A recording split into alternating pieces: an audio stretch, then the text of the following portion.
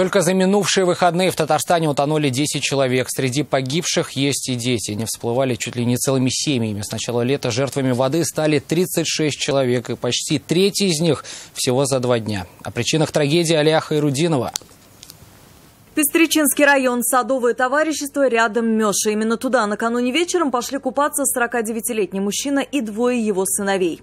Через 1,5 часа младший пришел домой один, с одеждой отца и 15-летнего брата. Рассказал, что брат стал тонуть, отец сбросился на помощь. Оба не всплыли.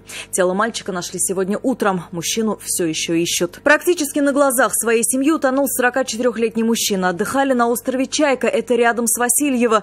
Ушел купаться и пропал. Говорят, был совершенно трезвый. Тело нашли на дне в 3 метрах от берега. 51-летний мужчина утонул в местном пруду в селе Старая Письмянка в Лениногорском районе. Купаться там нельзя. Как и на озере в деревне Туимбаш Кукмарского района. Купание прервало жизнь 21-летнего молодого человека. Тело 35-летнего мужчины спасатели подняли со дна залива Волги в Казани. Пляж там также несанкционированный. А в Челнах 43-летний мужчина утонул на официальном пляже. Но купаться там из-за пандемии коронавируса все равно запрещено.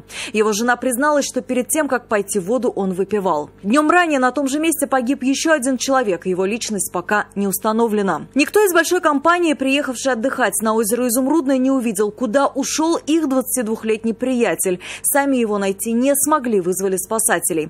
Тело нашли только водолазы. Спасатели говорят, есть 3 основные причины гибели на воде. Купание в неустановленных местах, в нетрезвом виде и порой просто некому прийти на помощь или вызвать подмогу. У нас уже в этом году были такие ныряльщики, которые прыгали с берега в воду, попадали головой на камень. Это был такой один случай. В результате, перелом шеи, человек вытащили, везла скорую помощь.